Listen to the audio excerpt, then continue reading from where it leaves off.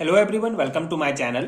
आज हम इस वीडियो में ionic radii of lanthanide and colour and spectral properties of lanthanide दो इंपॉर्टेंट टॉपिक डिटेल में डिस्कस करेंगे जो लैंथेनाइड्स एलिमेंट सीरीज का इंपॉर्टेंट कैरेक्टरिस्टिक प्रॉपर्टी है। सो इस पर्टिकुलर वीडियो में इन दोनों कैरेक्टरिस्टिक प्रॉपर्टीज को डिटेल में समझेंगे। प्रॉपर हैंड रिटन नोट्स आपको प्रोवाइड करूंगा जो आपके बीएससी सेमेस्टर एग्जाम्स के लिए बहुत हेल्पफुल होगा। सो स्टार्ट करते हैं पहले कैरेक्टरिस्टिक प्रॉपर्टीज आयनिक रेडी के बारे में। सो आयनिक रेडियस या आयनिक रेडी क्या होता है?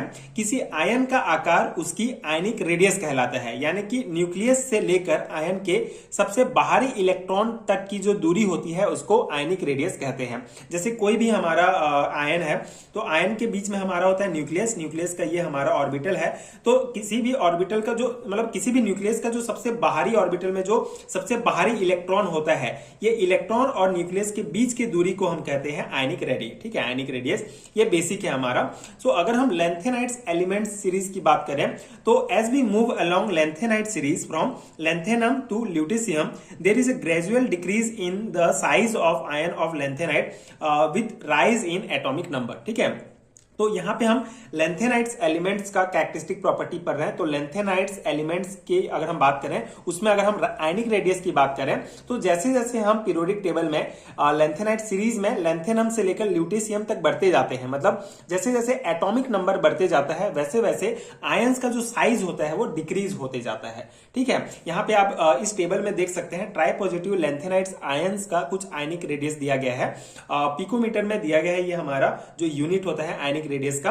तो यहां पे आप ये ट्राई पॉजिटिव लैंथेनाइड्स आयंस का आयनिक रेडियस अगर आप देखें तो ये हमारा लैंथेनम से लेकर ल्यूटेशियम तक अगर हम जाते हैं, जैसे जैसे एटॉमिक नंबर कम होते जाता है वैसे वैसे आप देख सकते हैं इसका जो आयनिक रेडी का जो मान होता है वो भी कम होते जाता है। जैसे लैंथेनम के लिए 106 पिकोमीटर है, वैसे ल्यूटेशियम के लिए 85 हो जाता है। ठीक है, मतलब जैसे जैसे हमारा एटॉमिक नंबर बढ़ते जाएगा वैसे वैसे आयनिक साइज जो होगा वो कम होते जाएगा, आयनिक रेडियस वो कम होते जाएगा। तो ये इंपॉर्टेंट पॉइंट आप ध्यान रखेंगे। यहाँ पे एक और इंपॉर्टेंट टर्म आता है, this decrease is lanthanide contraction. और ये जो डिक्रीज हो रहा है आयनिक रेडियस का, वो ये जो टर्म होता है इसको लैंथेनाइड कॉन्ट्रैक्शन कहते हैं। तो लैंथेनाइड कॉन्ट्रैक्शन अपने आप में एक बहुत इंपॉर्टेंट टॉपिक है। इसको आगे हम अगले वीडियो में डिटेल में समझेंगे कि लैंथेनाइड कॉन्ट्रैक्शन क्या है, इसके कॉन्सिक्वेंस क्या है, इसका एप्लीकेशन क्या है। बहुत इंपॉर्टेंट टॉपिक है, तो इसको हम इंडिविजुअल डिस्कस करेंगे। अभी आपको यह ध्यान रखना है कि जैसे जैसे हम एटॉमिक नंबर बढ़ते जाएगा लैंथेनाइड सीरीज में वैसे वैसे इसका आयनिक साइज कम होते जाएगा, और ये जो कम होते जाता है, ये जो डिक्रीज होता है, इसी को लैंथेनाइड कॉन्ट्रैक्शन कहते हैं। ठीक है, इस टेबल से आप ये याद कर लेंगे ट्राई पॉजिटिव लैंथेनाइड्स के जो रेडियस है।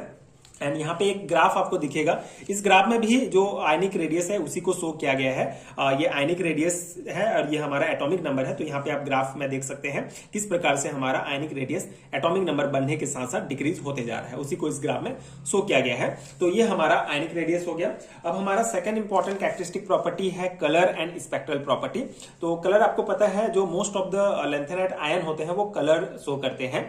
सो most of the lanthanides ion are coloured both in the solid as well as in the aqueous solution. ठीक है, जो लैंथेनाइड्स आयन होते हैं मोस्ट ऑफ मतलब बहुत सारे जो लैंथेनाइड आयन होते हैं वो सॉलिड स्टेट में या फिर एक्वस सॉल्यूशन की स्टेट में, दोनों स्टेट में कलर्ड शो करते हैं। The colour of the ion depends upon the number of unpaired electron because it has been noticed that the ions containing NF electrons have almost similar color to those with 14 minus NF electrons. ठीक है, तो ये theory point है। यहाँ पे main concept क्या है हमारा कि जो हमारे लैंथेनाइड्स आयन होते हैं वो कलर शो करते हैं, और कलर इस बात पर डिपेंड करता है कि आयन के पास कितने unpaired electron, unpaired 4f electrons हैं। ठीक है, जैसे कि आपको पता है लैंथेनाइड्स एलिमेंट्स का जो लास्ट इलेक्ट्रॉन होता है वो 4f ऑर्बिटल में जाकर भरता है। तो 4f ऑर्बिटल में कितने अनपेयर्ड इलेक्ट्रॉन है उसके ऊपर डिपेंड करता है कि कौन सा कलर शो करेगा आयन। ठीक है, ये एक इंपॉर्टेंट पॉइंट है। एंड ज्यादातर जो कलर होते हैं वो FF ट्रांजिशन, ठीक है, यहाँ पे एक टर्म आपको दिया गया है FF ट्रांजिशन। तो जो ज्यादातर कलर हमको दिखते हैं वो FF ट्रांजिशन, इलेक्ट्रॉनिक ट्रांजिशन की वजह से आता है, यानी कि इलेक्ट्रॉन 4f ऑर्बिटल के अंदर ही एनर्जी एब्जॉर्ब करके एक लेवल से दूसरे लेवल पर चला जाता है।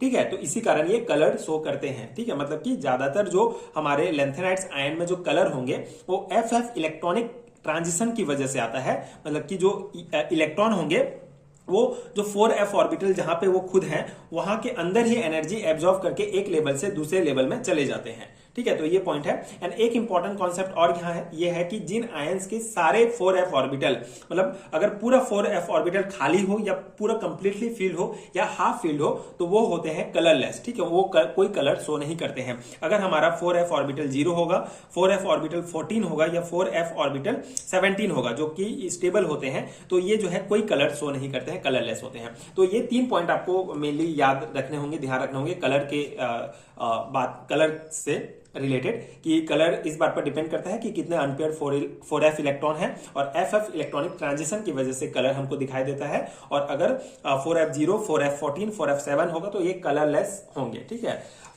मतलब कि आखिरी जो हमारा f ऑर्बिटल है उसमें अगर ये इतने इलेक्ट्रॉन है तो ये कलरलेस होंगे, मतलब कोई कलर शो नहीं करेंगे।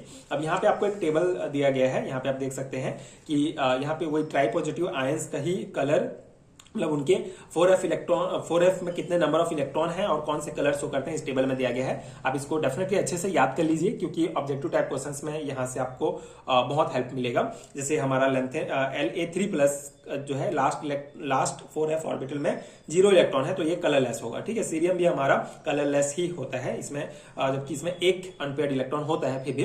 बाकी आप यहाँ पे देख सकते हैं Pr3+ जो है ग्रीन कलर होगा, क्योंकि इसके लास्ट 4f में 2 इलेक्ट्रॉन है जो अनपेयर्ड इलेक्ट्रॉन है। तो ये पूरा टेबल आप अच्छे से याद कर लीजिएगा। अब यहाँ पे एक और टर्म हमारा बच जाता है, स्पेक्ट्रल प्रॉपर्टीज। तो स्पेक्ट्रल प्रॉपर्टीज आपको पता है, स्पेक्ट्रल प्रॉपर्टीज का मतलब होता है कि जब इलेक्ट्रॉन या आयन लाइट को एब्जॉर्व करता है या एमिट करता है, तो जो रंग बनते हैं उसको उसका स्पेक्ट्रल प्रॉपर्टी कहते हैं। ठीक है, मतलब कोई भी आयन या कोई भी एलिमेंट किसी लाइट को एब्जॉर्व करता है या फिर उसको एमिट करता है, तो हमको एक रंग प्राप्त होता है, एक रंग बनता है, तो उसको ही उसका स्पेक्ट्रल प्रॉपर्टीज कहा जाता है। ठीक है, अब लेंथेनाइट्स के कॉन्टेक्स्ट में क्या है, हम यहाँ पे थ्योरी देख लेते हैं। So lanthanides have special spectral properties because of their 4f electron. This electron are well protected by 5s and 5p orbitals, so their spectra is very sharp and narrow. ठीक है, तो अगर हम लेंथेनाइट्स एलिमेंट्स की बात करें तो इनका लास्ट इलेक्ट्रॉन 4f सबसेल में जाता है, लास्ट इलेक्ट्रॉन। लेकिन 4f जो हमारा 4f जो सबसेल है, जो ऑर्बिटल है, उसमें जो इलेक्ट्रॉन है बेसिकली वो 5s एंड 5p ऑर्बिटल से प्रोटेक्टेड रहता है। मतलब उसके पहले 5s में इलेक्ट्रॉन बढ़ेगा, फिर 5p है, फिर उसके बाद 4f में जाता है। तो ये इन दोनों ऑर्बिटल से ये प्रोटेक्टेड रहता है, इसीलिए ये जो हमारा लेंथेनाइट्स एलिमेंट्स हैं वो बहुत साफ और नैरो स्पेक्ट्रल प्रॉपर्टीज शो करते हैं। Most of the color of lanthanides ion come from FF transition, but these are weak since they are forbidden by rules. Still they appear faintly because of small orbital mixing. अब इस point में क्या कहा गया है, जो हमने पिछले पॉइंट में डिस्कस किया था कि मोस्ट ऑफ द एलिमेंट हैं, जो मोस्ट ऑफ द आयंस हैं, वो बेसिकली FF ट्रांजिशन के कारण ही कलर शो करते हैं। लेकिन जो FF ट्रांजिशन होता है बेसिकली वो रूल्स के द्वारा अलाउ नहीं होता है, रूल्स के द्वारा अलाउ नहीं होता है, जिसके कारण जो रंग हमको प्राप्त होता है, जो रंग हमको दिखता है वो कमजोर होता है। ठीक है, फेंटली होता है, लेकिन फिर भी ऑर्बिटल मिक्सिंग के कारण हमको थोड़ा बहुत जो है कलर दिख जाता है। तो ये एक इंपॉर्टेंट पॉइंट आप ध्यान रखेंगे, एफएफ ट्रांजिशन के कारण कलर शो करते हैं लेंथेनाइट्स आयंस, बट ये रूल्स के अकॉर्डिंग जो है ये फॉरबिडन है, मतलब ये अलाउ नहीं है, तो इसीलिए हमको थोड़ा कमजोर कलर दिखता है, मतलब हल्का सा दिखता है कलर।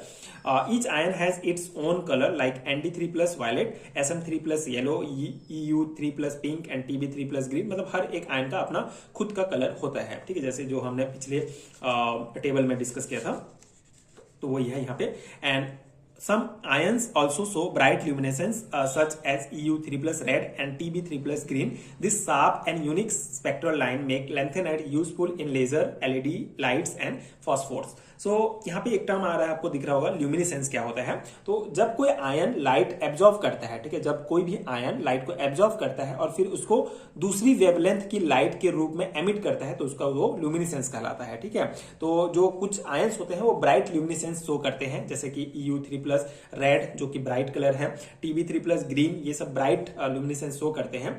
और ये जो यूनिक और शार्प स्पेक्ट्रल लाइंस शो करते हैं लेंथेनाइट, इसके कारण ये लेजर्स, एलईडी लाइट्स और फॉस्फोर्स इन सब में यूजफुल होता है। ये इसका एक इंपॉर्टेंट एप्लीकेशन आप समझ सकते हैं, मतलब कि जो लेंथेनाइट्स एलिमेंट्स होते हैं वो spectral sharp spectral lines show करते हैं, जिसके कारण ये लेजर्स में यूज होते हैं, एलईडी लाइट्स में यूज होते हैं और फॉस्फोर्स में यूज होते हैं।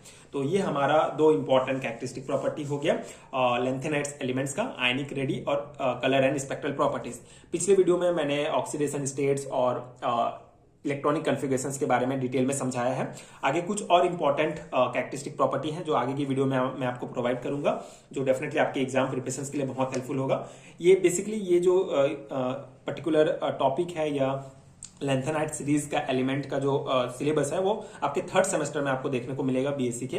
बाकी अगर आप दूसरे यूनिवर्सिटी के स्टूडेंट हैं, आप अपने सिलेबस के अकॉर्डिंग पढ़ सकते हैं। डेफिनेटली अगर आप बीएससी या एमएससी किसी भी लेवल के एग्जाम्स के लिए सिलेबस में आपके दिया गया है तो ये डेफिनेटली आपके लिए हेल्पफुल होगा। आप एज इट इज जो है नोट्स अपने एग्जाम में लिख सकते हैं। एंड अगर आपको हैंडरिटन नोट्स चाहिए पीडीएफ फॉर्म में, पेड हैंडरिटन नोट्स, तो नीचे डिस्क्रिप्शन बॉक्स में आपको पीडीएफ स्टोर का लिंक मिल जाएगा, आप चेक कर सकते हैं। वहां से आप नोट्स डाउनलोड करके डायरेक्टली अपने एग्जाम की प्रिपरेशन कर सकते हैं। एंड अगर ये वीडियो हेल्पफुल है तो और वीडियोस के लिए आप चैनल का प्लेलिस्ट चेक कर सकते हैं एंड चैनल के साथ जुड़े रहिए। Thank you so much for watching.